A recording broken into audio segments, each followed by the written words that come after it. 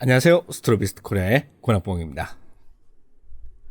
네, 오늘은 데이터, 그 중에서, 불행한 사건이죠. 이제 데이터가 날아갔을 때 어떻게 해야 되는지, 거기에 관해서 한번 말씀드리도록 하겠습니다. 물론 구체적으로 이거를 어떻게 해가지고 어떤 방법으로 이걸 고쳐야 되는지, 거기에 관해서 이야기해 보기보다는, 그거는 방법이 너무 복잡하고 많기 때문에 인터넷에 잘 나와 있고, 그래서 이제 직접 검색을 해보시면 되고, 일단 데이터가 날아갔을 때 어떻게 대처를 할까, 거기에 관해서 이제 전체적인 큰 줄기를 한번 말씀드리도록 하겠습니다.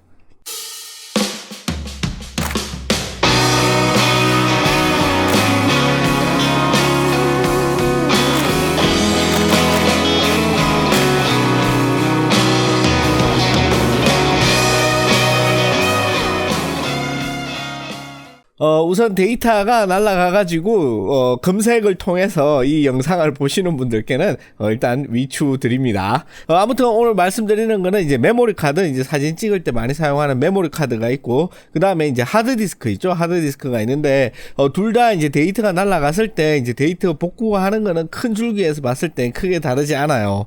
그래서 이제 두 개를 이제 같다고 그 생각을 하시면 되고, 다른 부분에서는 조금 이따가 말씀드리도록 하겠습니다.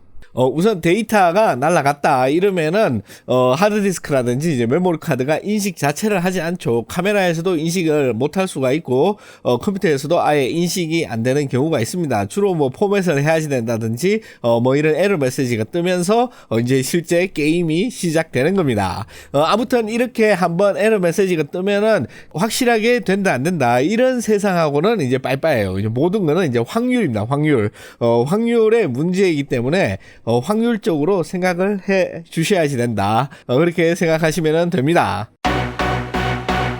우선 이런 일이 일어났을 때 가장 먼저 사람들이 해보는 게 인터넷에서 이것저것 뭐 이런 방법 해봐라 저런 방법 해봐라 해가지고 그냥 이거 잘 알아보지도 않고 일단 무조건 한번 연결해가지고 살리려고 이것저것 해본다는 겁니다. 이것저것 하면서 뭐 여러가지 새로운 프로그램도 다운받고 뭐 어쩌고 뭐 이렇게 하는데 그렇게 하면 할수록 데이터가 복구될 확률이 점점 떨어진다는 게 가장 큰 문제예요. 그래서 데이터가 날아갔을 때 이게 왜 날아갔는지 거기에 관해서 원인 분석을 한 다음에 정확한 방법으로 고쳐야지 이제 성공의 확률이 올라간다.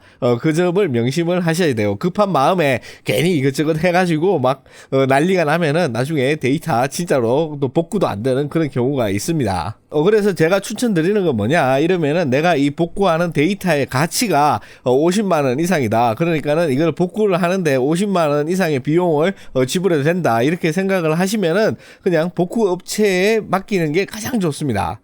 제 경험상 복구 업체에 맡기면은 거의 95% 이상 완벽하게 복구가 다 되었어요. 파일도 다 살아나고, 그리고 뭐 디렉토리 구조라든지 이런 것도 그대로 이제 다 똑같이 완벽하게 복구가 되는 것을 다 경험을 했기 때문에 돈이 조금 들더라도 이게 가장 확실한 방법이에요. 확실한 방법이고, 직접 뭐 이것저것 해보시지 마시고 그냥 바로 잘 싸가지고 데이터 복구 업체로 보내는 게 가장 좋을 것 같습니다.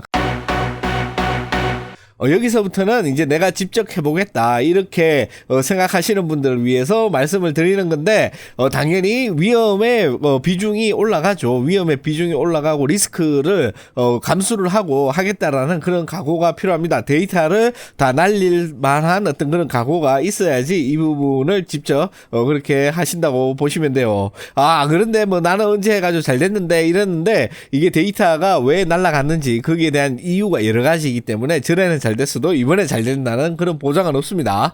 이게 굉장히 다양하기 때문에 아무튼 그렇게 보자면은 첫 번째 확인해야 되는 게 뭐 SSD라든지 메모리 카드라든지 이런 거는 크게 해당 사항이 없어요. 그런데 하드디스크 같은 경우에 이게 물리적으로 그러니까는 기판이 망가졌다든지 아니면은 모터 자체가 돌지 않는다든지 이게 진짜 물리적으로 뭔가 이게 고장이 난 건지 그거를 반드시 확인을 해야지 됩니다. 이게 물리적으로 고장난 상태에서는 개인이 고칠 수가 없어요. 그런데 좋은 소식은 업체에 보내면은 업체에서 그거를 다 교체를 해가지고 데이터를 살리니까는 이거는 업체에 그 돈이 아깝더라도 데이터를 살리려면은 보내야지 된다. 그렇게 생각을 하시면 됩니다. 아니면은 똑같은 모델 하드디스크를 사가지고 그 부품을 갈아 끼울 수 있으면은 갈아 끼우면 되는데 하드 뚜껑을 따는 순간 먼지가 하나가 들어가면은 있던 데이터도 날아가죠. 아무튼 업체에 보내는 게 낫다. 그게 아니라 하드디스크는 정상적으로 돌아가고 처음 기동이라든지 이런 소리를 딱 들어보면 알잖아요. 정상적으로 다 된다라는 가정하에서 이제 우리는 소프트웨어를 이용을 해서 이거를 이제 복구를 시도하게 됩니다. 구글이나 이런 데에서 데이터 복구 뭐 한글이나 영어로 쳐보면은 이게 굉장히 낚시가 엄청나게 많아요. 이게 소프트웨어 프로그램도 엄청나게 많고 처음에 설치를 해가지고 검색까지는 다 성공했는데 데이터를 실제로 살리려니까 돈 내고 사라. 이렇게 하는 뭐 방법이 거의 대부분이고 또는 이거를 갖다가 처음에 뭐 100메가까지는 무료고 그 이상은 다 유료다. 아니면은 뭐 파일 사이즈가 뭐 얼마 이상은 유료다. 뭐 이런 식으로 규제가 되어 있기 때문에 사진을 찍는다든지 영상을 찍는 이런 데이터를 살리는 데는 굉장히 불리합니다. 그래서 유료로 결제를 해야지 되고 이렇기 때문에 함부로 사용을 했다가 혹은 이렇게 잘못 악의적인 그런 소프트웨어에 걸리면은 나중에 정상적인 이런 복구 프로그램으로도 복구가 안 되는 그런 무시무시한 게 있을 수가 있습니다. 물론 이거 확인된 사실 아니에요. 그냥 뇌피셜입니다. 아무튼 그럴 수도 있기 때문에 제가 써봤던 것들 중에서 나름 뭐 안정성 있고 잘 되는 거 거기에 대해서 몇 가지 추천을 드리겠습니다.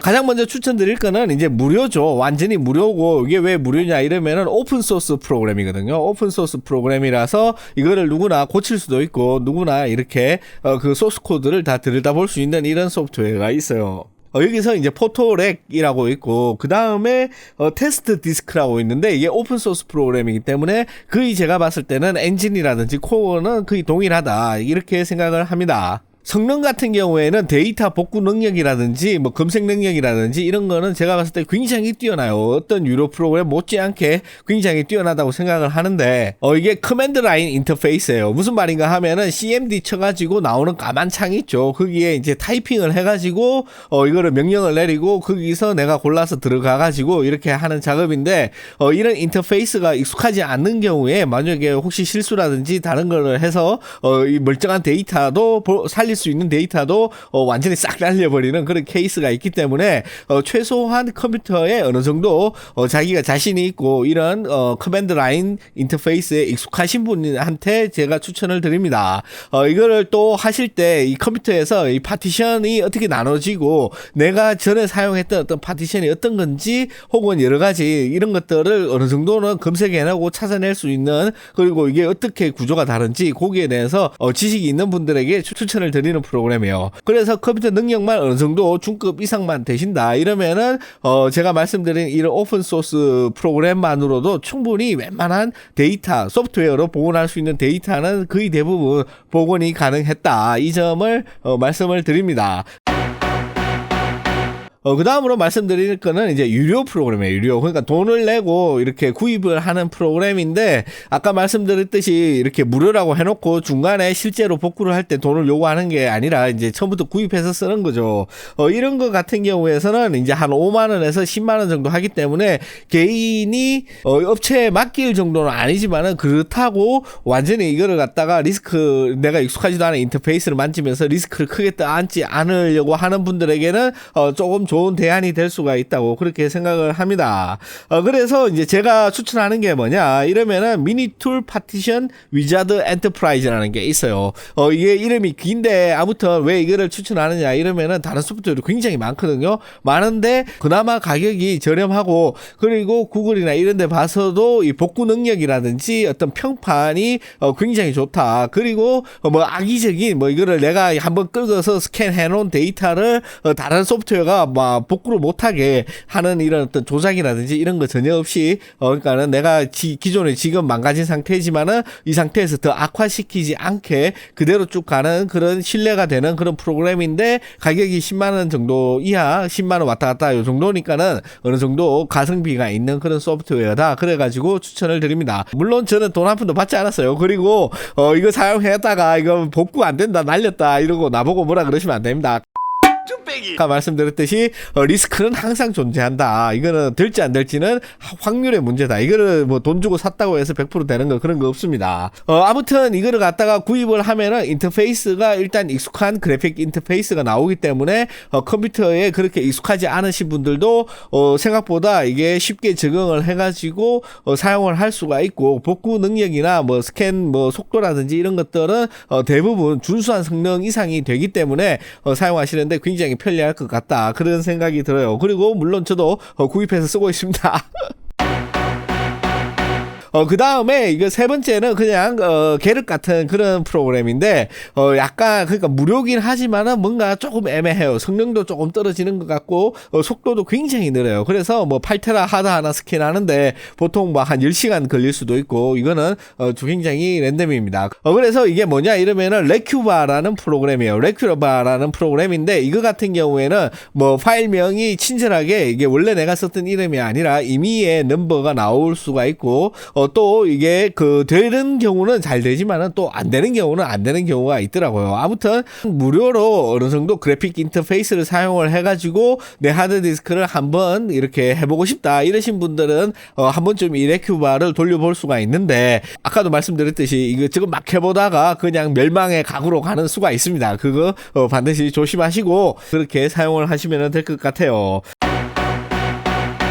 그래서 오늘의 결론은 뭐냐 이러면은 소잃고 외양간 고치지 말고 백업을 미리미리 생활화해서 이렇게 불의의 사고로 하드디스크라든지 메모리 카드가 날아갔을 경우에 항상 백업된 데이터로 안전하게 관리하시는 게 좋지 않나 이렇게 생각을 합니다. 그리고 카메라 같은 경우에는 이게 카메라의 메모리 카드가 작동할 때 메모리 카드를 뺀다든지, 파워를 넣는 순간 메모리 카드를 끼운다든지 뺀다든지, 뭐 파워를 끄는 순간 뭐 그런다든지, 이렇게 이게 아주 정상화가 덜 된 뭐 부팅 상태라든지 끈다든지 요럴 때 이거를 메모리 카드를 막 뺐다 끼웠다 이런 경우 에러가 모든 카메라에서 거의 자주 발생을 합니다. 물론 특정 카메라에서 조금 더 많이 발생하는 케이스도 있지만은 그러면 안 된다.